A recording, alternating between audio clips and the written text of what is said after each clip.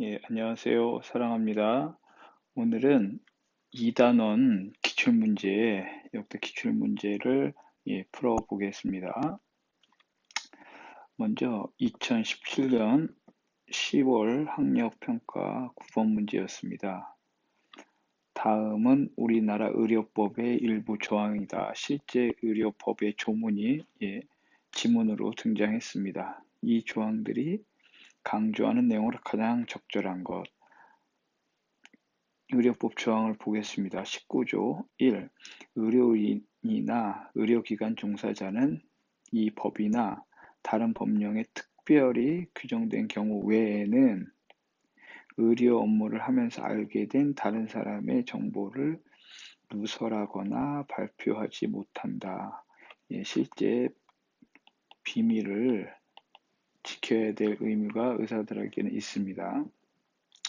20조 1. 의료인은 태아 성감별을 목적으로 뱃속에 있는 아기의 성감별을 목적으로 임산부라고도 하죠. 인부를 진찰하거나 검사하여서는 아니 되며 같은 목적을 위한, 즉 성감별을 목적으로 위한 다른 사람의 행위를 도와서도 안 된다. 임산부의 건강의 이상 유무나 태아의 건강의 이상 유무로 진찰할 수 있지, 그 태아의 남성인지 여아인지 검사를 목적으로 진찰을 해서는 안 된다라고 하는 겁니다. 20조 2. 의료인은 임신 32주 이전에 태아나 인부를 진찰하거나 검사하면서 알게 된 태아의 성을 인부의 가족, 그 밖에 다른 사람에게 알게 해서는 안 된다. 진찰하는 과정 속에서 의사는 전문가이기 때문에 당연히 어, 남아인지 여아인지 알 수 있죠. 근데 이렇게 알게 된 사실을 알려서는 안 된다라고 합니다. 여기서 임신 32주 이전 이 기준은 현행 인공 임신 중절 수술이 가능한 그 기간하고 일맥상통합니다. 자, 그러면 이 의료법 조항을 통해서 우리가 내용을 유출한 것 중에서 가장 적절한 것을 고르는 겁니다. 하나하나 보겠습니다. 의료인들 간에, 의사들 간에 환자의 정보를 가능한 한 공유해야 한다. 19조에 나와 있죠. 비밀을 유지해야 되니까 공유하면 안 되게 되겠습니다. 2번, 의료인은 낙태를 위한 성감별 정보를 제공해서는 안 된다. 이 낙태가 15 개정 교육 과정에서 인공 임신 중절이란 단어로 이제 바뀌었습니다. 그래서 낙태란 단어를 잘 안 쓰는데 어, 의사는 낙태를 위한 성감별 정보를 제공해서는 안 된다. 그렇죠? 남성인지 여아인지 그 목적이 낙태일 때 제공해서는 안 된다라고 해서 정답은 2번이네요. 3번. 의료인은 어떤 경우에도 환자 관련 정보를 공개할 수 없다. 여기서 어떤 경우, 공익이 크거나 어떤 위급 상황에서는 개인 신상 정보를 공개함이 더 큰 이득이 생긴다라는 어떤 상황에서는 공개할 수도 있겠죠. 그래서 모든 상황에서 공개할 수 없다는 아니겠습니다. 그래서 틀린 거고요. 4번. 의료인은 인부에게 태아에 관한 정보를 제공해서는 안 된다. 자, 성별을 알려주면 안 되지. 태아가 건강한지, 뭐 이상이 있다 없다 유무 이건 당연히 알려줘야겠죠. 그래서 틀렸고요. 5번. 의료인은 인부의 알 권리를 태아의 생명권보다 중시해야 한다.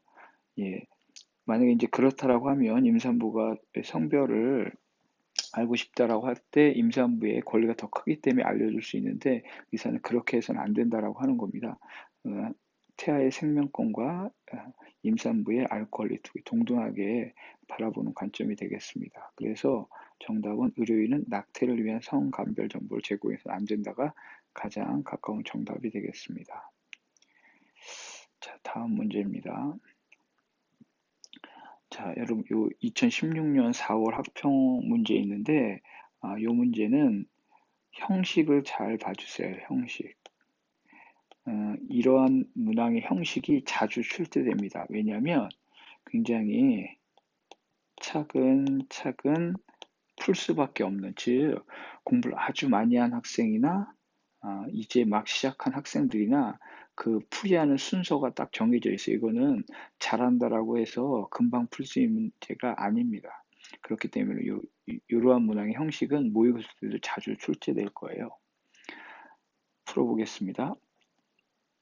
갑을의 입장에서 볼 때 질문에 모두 바르게 대답한 것은 바르게 갑은 태아는 임산부의 신체 중 일부이므로 낙태 허용 여부는 임신부의 자유로운 결정에 맡겨야 한다. 즉 임신부가 알아서 할 문제다라고 보고 있는 거죠. 또한 태아는 인격체가 아니므로 인간이 아니므로 그런 뜻이겠죠.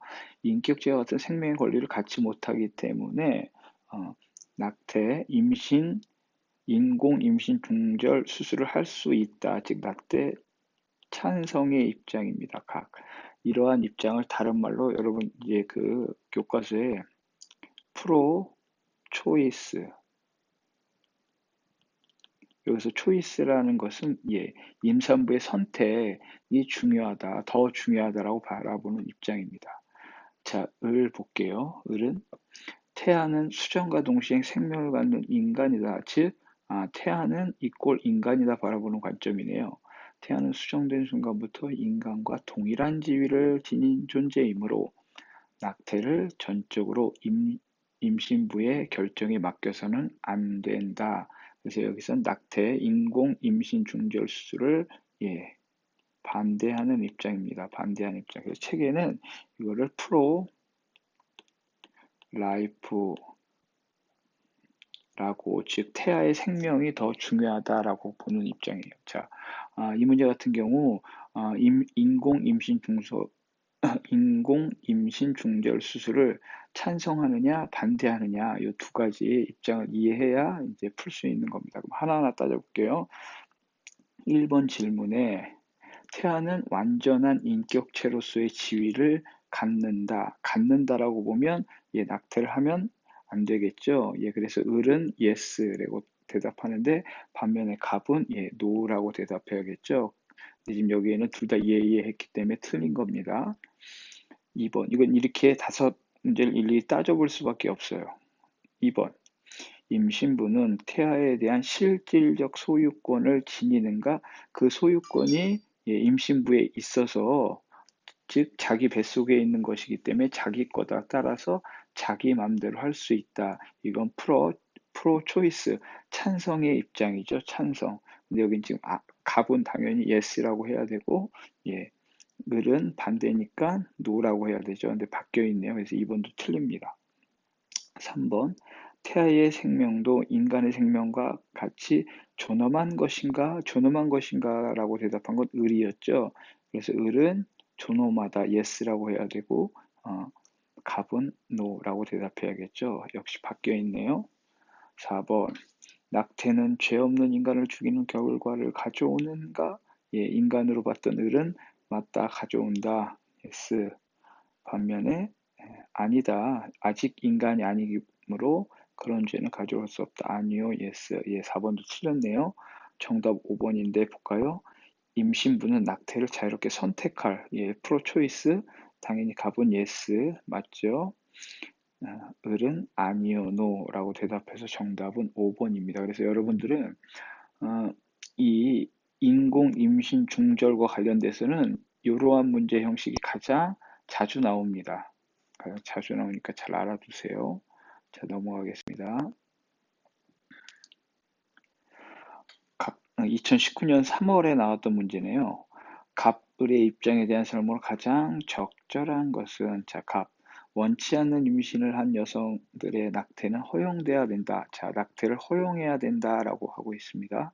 태아는 잠재적 인간에 불과하므로 임신부와 달리 태아가 지니는 생명의 가치는 절대적이지 않다. 여기서 절대적이지 않다라고 하는 건 아기 태아의 어떤 생명과 임신부의 생명 둘 다 동등한 똑같이 바라보지 않다. 즉 산모와 태아의 어떤 존엄성을 따지면 당연히 산모가 더 크다라고 바라보는 입장이겠죠. 그래서 낙태를 할 수 있다. 찬성의 입장이겠네요. 자, 무고한 인간인 태아를 죽이는 낙태는 금지되어야 된다. 이렇게 명확히 허용돼야 된다, 금지돼야 된다. 이건 반대겠네요. 이렇게 명시해 주기도 합니다. 왜? 그 이유는 인간 생명은 그 자체로 절대적인 가치를 지닌다. 태아도 생명이다. 그렇게 바라보는 거죠. 자, 그럼 봅시다. 1번 갑. 찬성하는 입장에서 태아와 임산부의 생명은 동등한 가치를 갖지 않는다고 본다. 정답이네요. 동등한 가치, 산모의 어떤 가치가 좀 더 크다라고 바라보겠죠. 1번이 정답이네요. 다른 것도 읽어보겠습니다. 을은 반대하는 입장은 임신 중단에 대한 여성의 선택권을 보장해야 된다. 여성의 선택권을 보장하면 찬성하게 됐죠. 그래서 이 말이 틀렸고 3번 갑은 을과 달리 태아를 존엄성을 지닌 인간으로 본다. 존엄성을 지닌 인간으로 바라보는 건 을이 훨씬 더 강하죠. 그래서 틀렸고요. 4번 을은 갑과 달리 낙태가 법적으로 허용돼야 된다. 아니죠. 반대하고 있죠. 허용되면 안 된다라고 주장하겠죠. 5번 을은 무고한 태아의 생명권이 제한될 수 없다. 예, 보면 을만 이렇게 주장을 하겠죠. 예, 그래 정답은 1번입니다.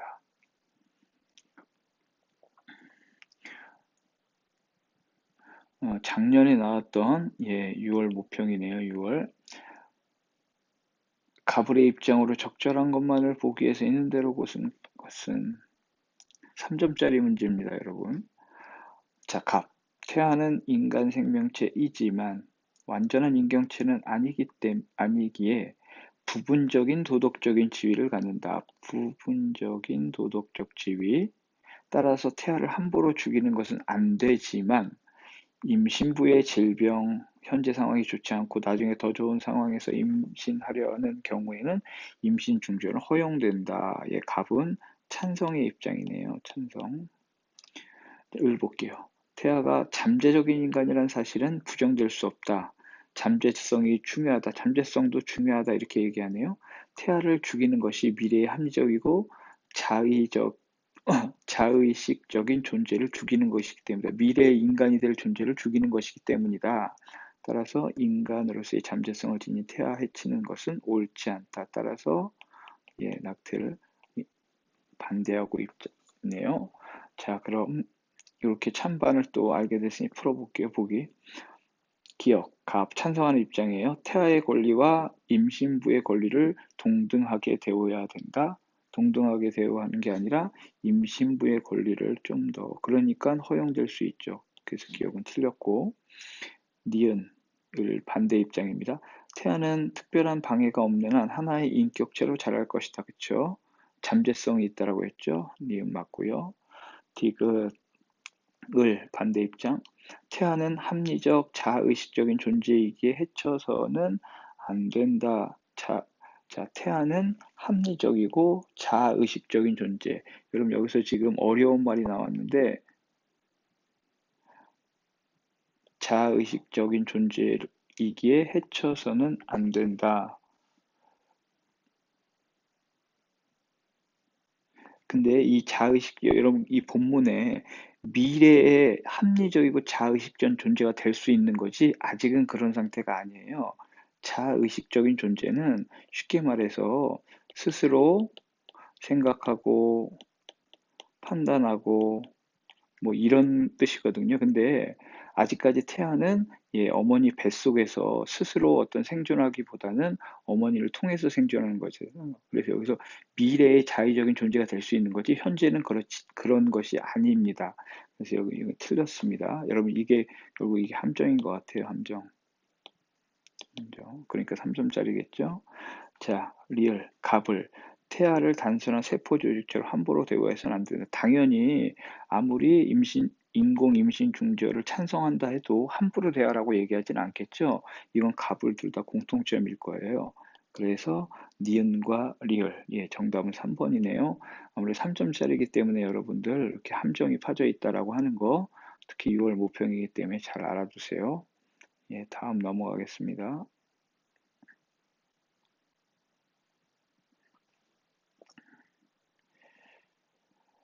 자, 역시 2020학년도 6월 모평에 나왔던 문제입니다. 갑을 사상가들의 입장으로 가장 적절한 것은 갑과 을, 갑, 아침에 도를 들으면 도라는 말, 저녁에 죽어도 좋다, 괜찮다, 뜻이 있는 선비와 인을 갖춘 인, 예, 핵심적인 단어가 나왔네요. 인하면 여러분 떠오르는 거, 예, 맞습니다. 공자, 유교죠. 삶에 집착하다가 인을 해치는 경우는 없지만 자신을 희생하여 인을 이루는 경우는 있다. 그만큼 인이 중요하다. 인을 위해서는 자신을 희생할 수 있다. 실제 공자가 요 처음에 나온 아침에 도를 들으면 저녁에 죽어도 좋다라는 말을 했대요. 즉 인을 깨달으면 그런 뜻이겠죠. 그래서 갑은 유교입니다. 을 성인의 삶은 자연의 운행과 같다.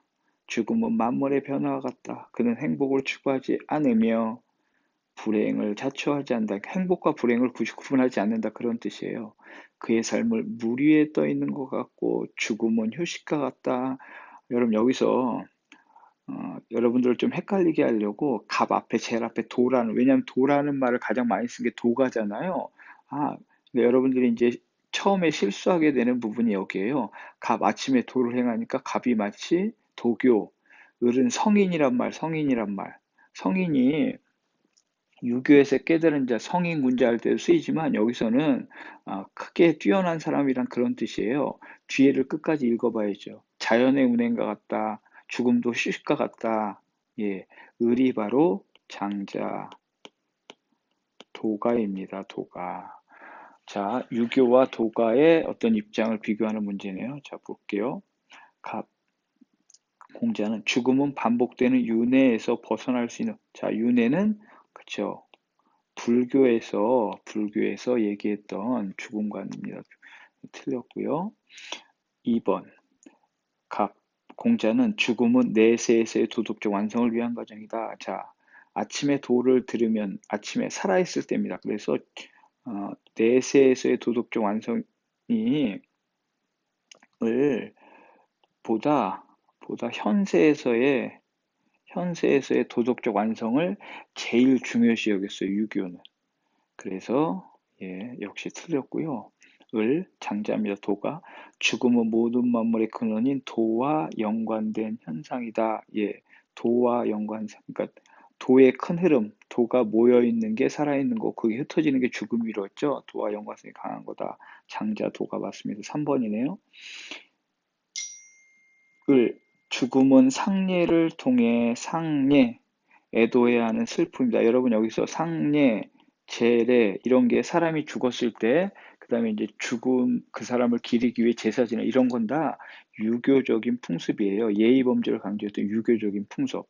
그래서 을이 아니라 갑이 되겠죠. 4번도 틀렸고요. 5번 갑을 두 사람은 죽음이 아쉽지 않도록 도덕적으로 충실하게 살아야 한다.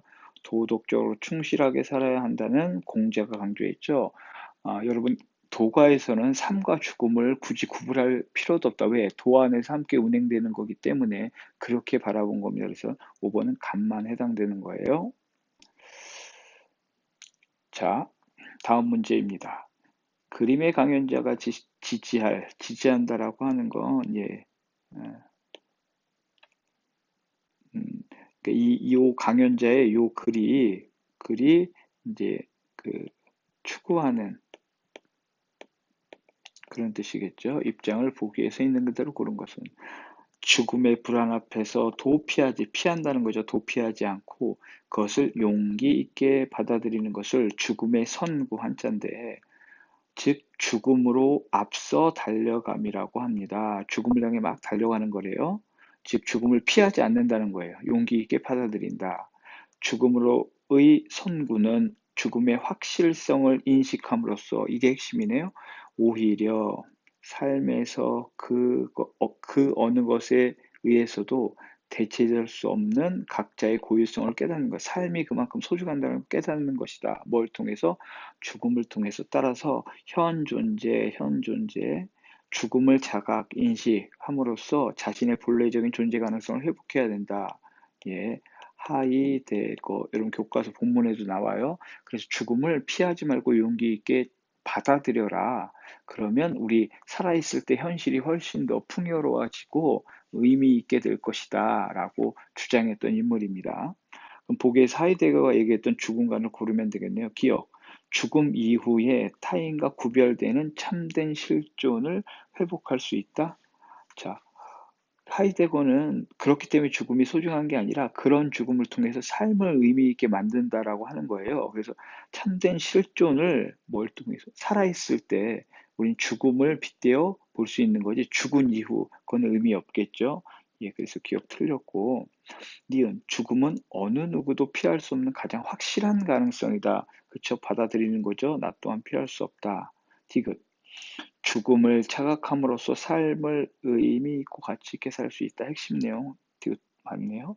리얼 죽음은 현실을 벗어나 또 다른 세계로 윤회 가는 윤회의 과정이다. 윤회 또 나왔네요. 그쵸? 불교 정답은 니은과 디귿 2번입니다. 자, 이제 두 문제 남았습니다. 동양 사상 가 나의 입장을 보기 위해서 자, 동양 사상하면 예, 쌤이 묻지도 따지지도 않고 유불도 이제 여러분들 자주 풀게 되면 이거 그냥 무의식 중에 나와야 돼요. 유불도. 자, 볼까요? 가 아직 삶도 알지 못하는데 어떻게 죽음을 알겠느냐? 일찍 죽고 오래 사는 것도 이상한 게 아니라네. 사람으로서 올바른 도리를 다하고 이게 도덕이겠네요. 주어진 삶을 아름답게 마치는 것이 참으로 중요하네. 실제 공자의 제자가 이런 일화가 있어요. 스승님, 죽음이 뭡니까?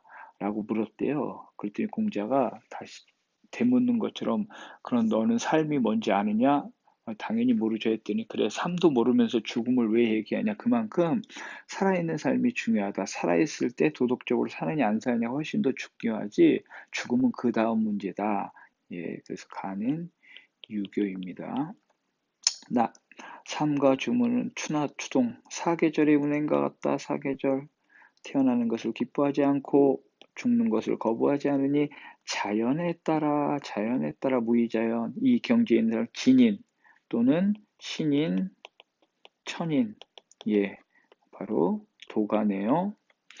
계속 유교와 도가를 비교하는 예문이 많이 나오죠. 그만큼 유가와 도가는 어떤 반대 입장을 취하기 때문에 비교하는 문제가 계속 나옵니다. 자 그럼 이제 봅시다. 보기에 기억, 가, 유교의 죽음은 기가 흩어지는 것임을 슬퍼할 이유가 없다. 기가 모였다 흩어지는 건 예, 나, 도가겠죠, 도가. 그래서 기억 틀렸고요. 니은, 가, 유교. 죽음보다는 인의에 충실한 삶에 그쵸, 인과 의 살아있을 때 유교가 강조한 거죠. 니은은 맞네요. 디귿, 나, 도가. 죽음은 인간의 윤회 과정에 겪어야 할 괴로움이다. 윤회와 생로병사 괴로움, 불교죠. 예, 그래서 디귿 틀렸고요. 리얼, 가나, 유교와 도가는 죽음은 인간의 삶에서 일어나는 자연스러운 현상이다. 예, 당연히 유교도 인간은 누구나 죽게 돼 있으니까 자연스러운 현상이다. 맞습니다. 니은과 리을 정답은 4번이네요. 자, 마지막 문제입니다. 2019년이네요. 가불 사상가들의 입장에 대한 설명 가장 적절한 것은 죽음이란 삶의 시작이며 삶이란 죽음을 뒤따르는 것이다. 후 사람의 삶이란 기가 모인 것이다. 기가 모이면 삶이 되고 흩어지면 죽게 된다. 선생님이 계속 얘기했죠. 장자의 도가 사상에서 죽음을 바라본 거죠. 태어남으로 인하여 늙음, 태어남, 생, 늙어, 노이, 죽어, 병사, 중간에 또 병들죠. 생로병사, 이건 고통이다. 태어난 것 중에 반복 마치 쉬지 않고 도는 수레바퀴와 같다. 윤회, 예, 불교네요. 자, 그러면 도가와 불교의 죽음과 비교해 볼까요? 1번, 갑. 도가는 분별적인 지혜를 발휘하여 죽음에 초래된다. 자, 삶과 죽음을 구분할 필요가 없다. 자연의 하나에 불과한 거다. 분별. 틀렸다고 얘기했습니다. 2번. 불교는 인간은 죽음 이후에 비로소 고통에서 그래서 윤회의 고통을 끊어내 보려고 했죠. 그게 열반이 된다고 했죠. 2번 맞네요. 3번. 갑은 도가는 불교와 달리 삶과 죽음은 반복될 수 있다. 을도 죽음은 계속 반복된다라고 얘기했잖아요. 그래 틀렸고요. 4번 불교는 갑과 도가와 달리 업은 사후의 삶에 영향을 준다. 죽어서의 삶에만 영향을 주는 게 아니라 살아있는 삶에도 영향을 준다라고 불교에서는 얘기합니다. 다음 생에 무엇으로 태어나고 이제 그리고 현재의 삶이 전생에 어떤 업을 치렀는지 연결된다라고 했어요. 그러니까 살아있을 때, 죽어있을 때 둘 다 영향을 주는 거겠죠. 그래서 틀렸고 5번 갑을은 죽음을 피할 수 없으므로 두려워해야 된다. 예, 여러분 우리가 유교나 도가나 불교나 하이데거나 플라톤 이런 사람들의 죽음을 배운 이유는 그들의 그 고민, 그걸 통해서 인간의 근원적인 불안, 영원히 해결 못하는 죽음에 대한 불안을 조금이나마 극복할 수 있는 그 다양한 방법을 배우는 거예요. 예, 그렇기 때문에 두려워하지 말라라고 그들은 이렇게 주장하고 있습니다. 정답은 2번입니다. 자, 여러분 2단원 기출문제까지 풀어봤습니다. 여러분 제 설명을 이해 안 된 부분은 다시 한번 잘 듣고 또 교과서 내용을 통해서 자신의 것으로 만들기 바랍니다. 예, 그럼 오늘 여기까지 하겠습니다. 고생했습니다.